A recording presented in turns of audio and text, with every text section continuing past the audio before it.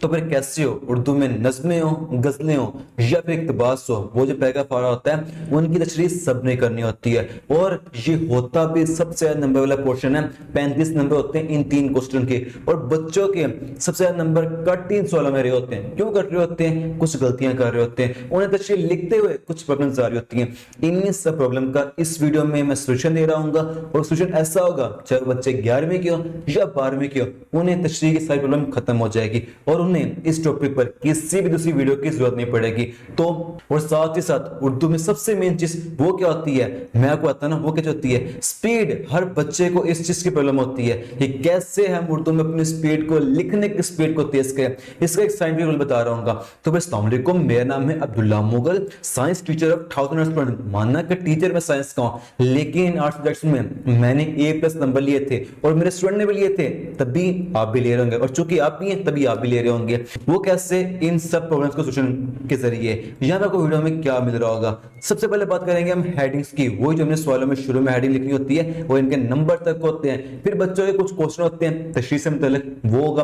और सैकोस्पाक ये होगा, मार्क्स इंक्रीजिंग स्ट्रेटजी। अब कितने बच्चे वो होंगे जो इस वीडियो को देख रहे हैं, उनका गोल तो अपनी उर्दू में 90 नंबर लेना होगा। मैं ऐसे टिप्स बता रहा हूँ कि ये सबसे ज्यादा नंबर वाला पोर्शन है तशरीह लिखने वाला, इसमें वो कैसे अपना एक एक नंबर तक लिख सकते हैं। और बाकी बच्चों के लिए सिंपल बताऊंगा कैसे हम नंबर बढ़ा सकते हैं। और फिर पैराग्राफ, यहाँ पर इससे पहले बात हो रही है पैराग्राफ कैसे लिखते हैं, प्रेजेंट कैसे करते हैं, उसकी लेंथ क्या होती है, बहुत बातें होंगी इसकी। और फिर हवाला ये ऐड करते हैं, नहीं ऐड करते हैं, अगर करते हैं तो फिर कितने हवाला ऐड करते हैं। और तशरीह कैसे तशरीह लिखे, मेन बात तो है ही है ना, ये बता रहा हूँ। सबसे पहले बात करते हैं हेडिंग्स की। हेडिंग्स यहाँ पे कौन सी बात हो रही है, चाहे वो फिर मैं आपको हेडिंग दिखाता हूँ। ये हेडिंग्स है भी वो वाली जिनके नंबर होते हैं। मिसाल के ऊपर यहाँ हमने नज़म को शुरू किया है, ये देखो नज़म का अनवान आ गया और शायर का नाम आ गया, इनके नंबर हैं, एक एक नंबर इनका होता है। और फिर उसके बाद आता है जब हम शुरू करें गजल, गजल में सिर्फ और सिर्फ होता है हमने शायर का नाम लिखना होता है, एक नंबर उसका होता है। उसके बाद होता है सबक, जिसमें हमें पैराग्राफ आ रहा होता है, वहां पर हमें 2 बातें होती हैं। वो क्या बात आ रही होती है, सबक का अनवान और मुसन्नफ का नाम।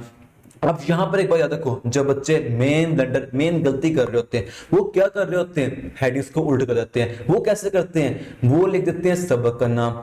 ये क्या बात हुई मेरे दोस्त, हमेशा ये बात याद रखना, नाम एक जानदार चीज का होता है और सबक हो, गजल हो, नज़म हो, तीनों बेजान है। इनका हमेशा अनवान ही लिखना है, क्योंकि अनवान बेजान चीज का होता है। ये गलत नहीं करना, इन हेडिंग्स के नंबर होते हैं, नंबर कट जाएंगे। यहाँ पर बात आती है जो मेन हेडिंग की थी। अब उसके बाद जो बच्चे क्वेश्चन पूछ रहे होते हैं, वो क्या क्वेश्चन होते हैं, वो ये पूछते हैं कि हल लुगत और मफहूम क्या नहीं लिखना चाहिए। हल लुगत वही जिसमें मेन वर्ड होते हैं अशार के, उनके मायने लिखने होते हैं। तो मेरे दोस्त यहाँ पर 2 बातें हैं। यहाँ जो बात आ गई लुगत की, उसको लिखने की जरूरत नहीं है क्योंकि वो टाइम वेस्ट होगा, नंबर तो है नहीं। लेकिन मफहूम की उसके फायदे हैं। वो क्या, जो टीचर आपके पेपर चेक करते हैं और जो है एक्सपीरियंस टीचर, वो बताते हैं जिन बच्चों ने अशआर का जो मफहूम लिखा होता है ना, वो बताता है बच्चे में कितनी सी काबिलियत है। वो बच्चे के तशरीह लिखने में ना एक अच्छा इंप्रेशन डालता है। तो मफहूम लिखना फायदे में। और इसका एक और फायदा पता क्या, वो ये जब हम तशरीह लिख रहे होंगे, हमें बस शेर का मतलब पता होगा, शेर का मतलब क्या, हम उसे तशरीह लिखने में हमारी आसानी हो रही होगी।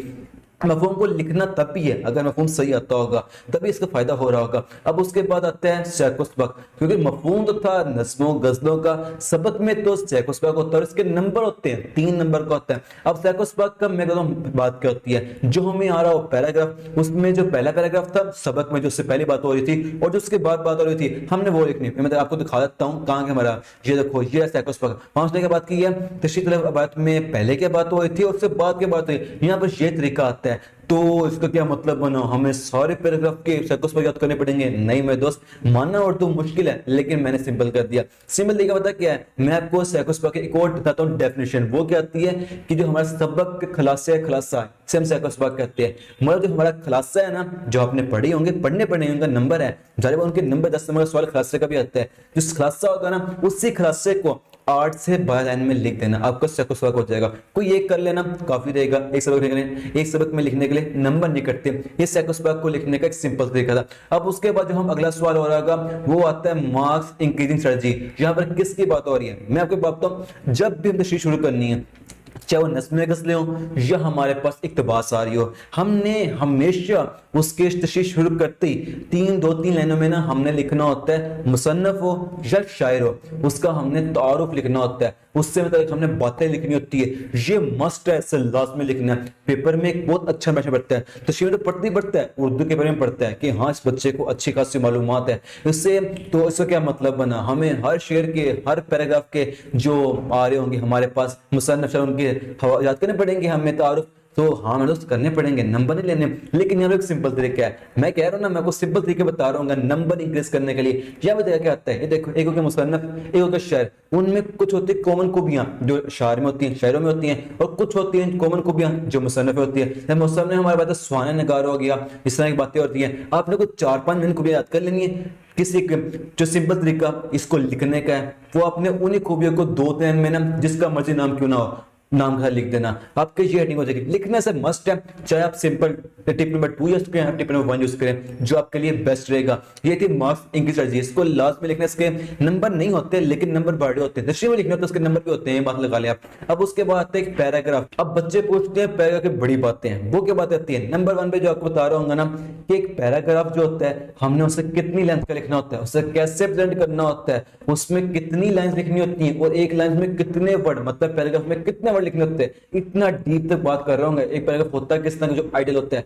नंबर 1, जब भी हमने पैराग्राफ को प्रेजेंट करना है, सबसे पहले जो पहली लाइन होगी ना, आपने उसके दाएं तरफ वाले 2-3 वर्ड छोड़ देने। फिर जो उसकी आखिरी लाइन होगी पैराग्राफ की, आपने उसके जो होंगे हमारे पास बाएं तरफ वाले 2-3 वर्ड छोड़ देने। तभी तो एक पैराग्राफ बनेगा। उसके पहले लाइन में यहाँ जगह छोड़नी और आखिर में यहाँ जगह छोड़नी, इससे मेरा एक पैराग्राफ बन रहा होगा। ये पैराग्राफ को प्रेजेंट करने का तरीका है। उसके बाद आते हैं पैराग्राफ में कितनी लाइंस लिखनी है। तो मेरे जो एक होता है आइडियल पैराग्राफ, उस पर आपने लिखने 7 से 9 लाइन एक आइडियल पैराग्राफ में लिखनी होती है। और एक लाइन में कितने वर्ड लिखने, एक लाइन में आपने 7 से 9 वर्ड लिखने होते हैं। वर्ड्स को बड़ा बड़ा करके गोल गोल करके लिखना होता है, तभी तो हम पेपर को जो हमारा क्वेश्चन होगा टाइम अटेंड कर पाएंगे। अब इतने डीप तक नॉलेज ये मुझे कैसे ही, तो पेपर चेक करके इतने एक्सपीरियंस से, और जो मैंने अपने टाइम पेपर दिए थे, क्योंकि यहाँ पर इसी का रूल नंबर 2 आता है। वो रूल क्या आता है, जो वीडियो के शुरू में बात हुई थी, कैसे आप स्पीड को इंक्रीज करेंगे। ये मुझे मेरे साल ने मेरे जमाने में बात रही थी कि आपने ना एक सिंपल रूल ला लेना और वो आज से फॉलो करना है। वो रूल क्या है, 5 मिनट रूल। ये क्या बात करता है, ये बात करता है हमने हर रोज हमने उर्दू का एक पेज लिखना है, कम से कम एक पेज लिखना है उर्दू का। उर्दू में बात हमें लिखनी है, मतलब इससे क्या होगा, हमारी लिखने की स्पीड हो जाएगी। हमने उर्दू में बात लिखनी, एक पेज लिखना, उसे पैराग्राफ में लिखो, वर्ड्स को गोल करके बड़ा करके लिखो, इससे उर्दू की स्पीड लिखने तेज होती है। जो हमारे एक पेज को लिखने के टाइम होगा 10, 15, 20 मिनट लग रहे होंगे, हम उसे कम कर करके 5 मिनट तक लेके प्रैक्टिस कर करके, यही हमारे प्रैक्टिस का मेन तरीका है। ये आपको ऐसे फॉलो करना पड़ेगा, इसके अलावा कोई हल नहीं है अपने क्वेश्चन को टाइम अटेंड करने का। अगर इसी को फॉलो करेंगे तभी टाइम अटेम्प्ट कर पाएंगे। ये बच्चों को बेसिकली मसला क्या आ रहा है, तो यही आ रहा होता है ना, टाइम खत्म हो जाए पेपर मुकम्मल होता है। उर्दू में प्रॉब्लम ये होती है, बच्चों को लिखना पता है क्या लिखना है क्या लिखना है, लेकिन टाइम नहीं मिलता। सिंपल तरीका है, आज से फॉलो कर लो। हर रोज एक पेज, कम से कम एक पेज लिखना है। उस पेज को जो 10-15 मिनट लग रहे हैं, उसको आपने 5 मिनट तक लेके ना ऐसा करते करते पैराग्राफ के फॉर्म में लिखना है। एक पैराग्राफ कैसे लिखते हैं, यहाँ पर यह बात होगी, इससे आपकी उर्दू की स्पीड हो, चाहे हो इस्लाम है तो पाकिस्तान स्टडी हो, और अब तो अल कुरान भी है ना, उसको भी लिखना है ना। इन सब की स्पीड इसी फॉर्मेट से स्पीड तेज होगी आपकी, उसे लास्ट में फॉलो करना है। सब बच्चे करते हैं और आपको भी करना पड़ेगा। अब उसके बाद आता है हवाला जात, और यहाँ पर उर्दू में जो पैराग्राफ है उसकी बात आ गई। ये तो मैंने आपको तरीका बताया, एक पैराग्राफ ऐसे लिखते हैं। हमने एक पेज पे 2 पैराग्राफ लिखने होते हैं, हर पैराग्राफ में दरमियान में जगह छोड़नी होती है। कितनी छोड़नी होती है, हमने उसमें एक हवाला ऐड करना होता है, जगह इतनी छोड़नी होती है। अब जो रूल होता है, चाहे वो उर्दू में हो या इंग्लिश में हो, वो सिंपल रूल है। बल्कि हमारे पास आता है इस्लामियत में हो, पाकिस्तान स्टडी में हो, हम जहाँ पर लॉन्ग अटेम्प्ट कर रहे हैं, वो हमें इसी रूल को इस्तेमाल करना होता है। एक पेज पे कोशिश करके 2 पैराग्राफ लिखने होते हैं, और हर पैराग्राफ से पहले हमने हवाला ऐड करना होता है, एक शेर ऐड करना होता है। वो किस तरह ऐड करना होता है कि हमारा हवाला आ रहा हो 3 लाइंस पे, 3 में हमें हवाला लिखना है, एक लाइन उससे ऊपर छोड़नी, एक लाइन उससे नीचे छोड़नी है। इस तरह एक हवाला 5 लाइन ले रहा होगा, इस तरीके से लिखना है, तभी जो हवाला होगा ज्यादा घेर रहा होगा, हमारा क्वेश्चन टाइम पे मुकम्मल होगा। इस रूल को आदमी फॉलो करना है। ये आता है हवाले का। हवाले ऐड करने कौन कौन से होते हैं, हवाले के बेसिकली 4 टाइप्स होते हैं। नंबर 1, किसी आयत का तर्जुमा हो, जो कुरानी आयत हो। फिर आता है किसी हदीस का तर्जुमा हो। फिर आता है किसी का कोई हमारे पास शेर हो जो मशहूर हो। उसके बाद आता है हमारे पास को लो किसी का फेमस हो, वो हमने 4-5 ऐड करनी है। फेमस होना शर्त नहीं है, बस ये 4-5 होते हैं, टाइप होती हैं, ये ऐड करनी है। तो उसका क्या मतलब बना, हवाले लाजमी ऐड करने हैं और हमें हर शेयर के हर पैराग्राफ के हवाले ऐड करने पड़ेंगे। मैंने आपको सिंपल बात की ना, उर्दू आपको मैं सिंपल कर दूंगा इस वीडियो में। तो पता क्या बात क्या आती है, मैंने और मेरी टीम ने आपके लिए साइंटिफिक नोट्स तैयार किए हैं। यहाँ पर हमने ये नहीं किया हर शेयर के हो, हर पैराग्राफ के हो और अलग शेयर डाले हो, कितना काम मुश्किल लंबा हो जाएगा। हमने ना डीप तक रिसर्च की उर्दू के पेपर की कि किस किस क्वेश्चन टाइप के क्वेश्चन पूछे जाते हैं और वहां पर हवाले ऐड करने हो तो किस किस टाइप के हवाले हो। हमने यहाँ पर 10 क्या टाइप्स नहीं है ऐसे, मतलब 10 क्या टाइप है, आपने उस टाइप के अगर हवाले याद कर लिए ना तो कोई भी क्वेश्चन किस तरह क्यों ना आ रहा, चाहे 12वीं वाले बच्चों को खत क्यों ना आ रहा और 11वीं वाले बच्चों में जो अष्टश्री होती है वो करनी होती है, वहां क्यों ना करना हो, आपको हवाले ऐड करने आते होंगे। वो गेट कौन कौन सी है, मैं आपको उसकी पीडीएफ फाइल आके दिखा देता हूँ जो हमने तैयार किया है। वहां पर पता क्या करना है, एक टाइप के अपने कोई 5-6 हवाले याद कर लेने, इस तरह मतलब 50-50 हवाले बन जाएंगे। आप सिर्फ वो याद करने हैं, प्रैक्टिस होती है, वो है मशहूर है, जो आपने पढ़े होंगे आपको लाजमी आते होंगे। कोई यहाँ वहां से इकट्ठे नहीं किए, फेमस हवाले होते हैं वो ऐड किए हमने वहां पर। आपने बस वहां से 50-50 हवाले याद करने हैं। उर्दू में हवाले को ऐड करने की प्रॉब्लम वहां से खत्म हो जाएगी। ये बात है उर्दू में ऐड करने की हवा जाती है, उसे लाजमी ऐड करना होता है। क्योंकि असल में ना एक और बात याद रखें, वो क्या बात आती है, आपने जिस कंट्री में हम रहते हैं वहां पर चेकिंग सिस्टम को देखना पड़ेगा। टीचर है, मैं आपको कहता हूं, आप कोई इस चीज को इमेजिन करें, एक टीचर बैठा हुआ है, उसका इतना बंडल है पर चेक करने का, क्या उसका मन करेगा? कभी भी मन नहीं करेगा उसका। डीप अंदर तक पढ़े बच्चे ने क्या लिया क्या लिखा, कभी भी नहीं देखते, हमें से एक्सपीरियंस है। उसने देखना क्या होता है, बच्चे ने कैसे प्रेजेंट किया है और बच्चे ने कितने पेजेस हैं, क्या उसने लेंथ पूरी लिखी है नहीं लिखी है, उसने इन दो चीजों को देखना, सिर्फ इन चीजों को देखना उसने, और उसने कुछ भी नहीं देखना, उस हिसाब से नंबर देने। तभी मैं कहता हूं पेपर को प्रेजेंट सही करना है, सारे नंबर इसके, और लेंथ पूरी लिखनी है चाहे कुछ भी हो रहा हो। तभी मैंने आपको बात की हवाले ऐड करेंगे, हमारे स्पीड लिखने की तेज होगी, लेंथ पूरी होगी, जितनी लेंथ कम है उतने नंबर कम मारते हैं। ये चीज प्रैक्टिकल है, सबूत मौजूद है इसके। उसके बाद है हमारे पास तशरी। अब तशरी हमें कैसे लिखनी चाहिए, यहाँ पर 2 बातें आती हैं। वो क्या बातें आती हैं, नंबर 1 पे आता है, एक होता है इश्क हकीकी, एक होता है इश्क मजाजी।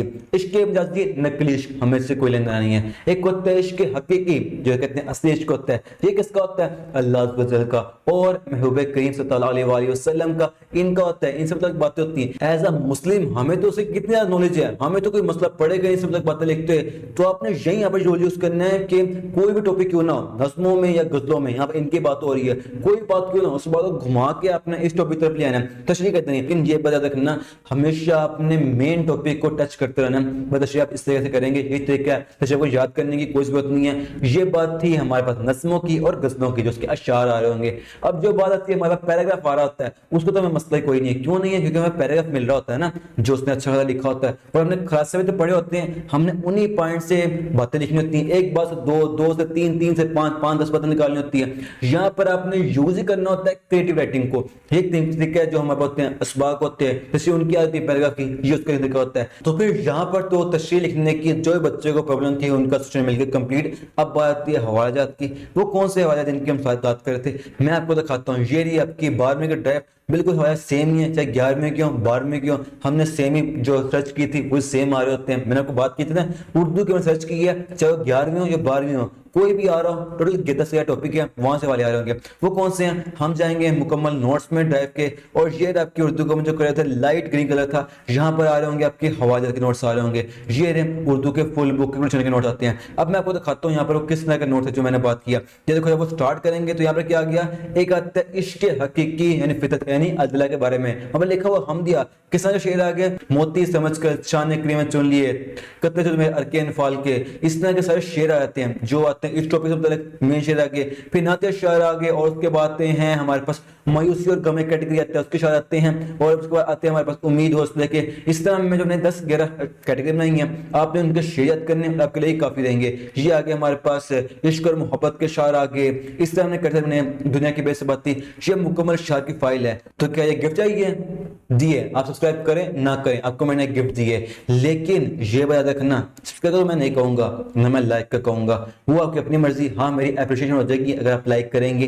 तो मेन चीज आती है शेयर करने की, वो मैं हर वीडियो में बात कर रहा हूँ, लास्ट में शेयर किया करें, क्योंकि मैंने एक सिंपल मैथ का फॉर्मूला बताया था अपनी लास्ट वीडियोस में। वो यही बताया था कि आपके शेयर करने से लाखों बच्चों को फायदा हो रहा होगा इस चीज का, तशरीह करने का। और बच्चे आप पूछ रहे होंगे ड्राइव कौन सी खोल के दिखाई है, तो मैंने आपको बात की थी ना पहले वीडियोस में कि मेरी टीम ने आपकी मुकम्मल तैयारी के लिए 11वीं और 12वीं की अज़म बैच तैयार किया है, जिसमें ये मुकम्मल तैयारी करवाई जाएगी। एक सिस्टम की जरूरत होती है जिसमें मेन होती नोट्स हैं, जैसे आपको दिखाया ना ये नोट्स हैं बिल्कुल साइंटिफिक रूप के मुताबिक, उस तरह के सारे कंप्लीट नोट्स हैं हर बुक के हर क्वेश्चन के। ये मुकम्मल बैच है जो आपके 11वीं 12वीं की मुकम्मल तैयारी के लिए बनाया है, जिसमें ज्वाइन करने का सिंपल तरीका इसी वीडियो के नीचे ना आपको टाइटल में मिलेगा मोर का बटन, वहां क्लिक करेंगे आप पहुंच जाएंगे डिस्क्रिप्शन में, वहां पे आपको मिल रहा होगा नंबर, वहां करेंगे मैसेज टीम को, वो आपको सारी कंप्लीट गाइडेंस दे देगी है क्या क्या चीजें इसमें, और साथ को ज्वाइन करने का सिंपल तरीका बता देगी। ये था हमारे पास था अज़म बैच के बारे में सारी बात आ गई, और जो हमारा तशरीह था मुकम्मल हो गया तशरीह कैसे करते हैं, और ये वीडियो भी उस चीज का हिस्सा है जो मैंने पहले बताया था ना, जो हमारी लास्ट वीडियो आई थी कि how to study in last day from exam, और मैंने आपको बताया था कि 11वीं और 12वीं की तैयारी के लिए यूट्यूब पर हम 6-7 टाइप की डालेंगे वीडियो, उसमें एक टाइप की वीडियोस थी। तो फिर अब ये मुकम्मल हो गया। जो हमारे पास था हवाले के साथ वो कहाँ मिलेंगे, वो भी आपको डिस्क्रिप्शन में आपको मिल जाएगा लिंक व्हाट्सएप चैनल का, वहां से आप जाकर डाउनलोड कर सकते हैं। तो फिर तब तक के लिए फी मन अल्लाह, मैं अब्दुल्ला मुगल तुम्हारे को सपोर्ट करता हूँ, था और रहूंगा।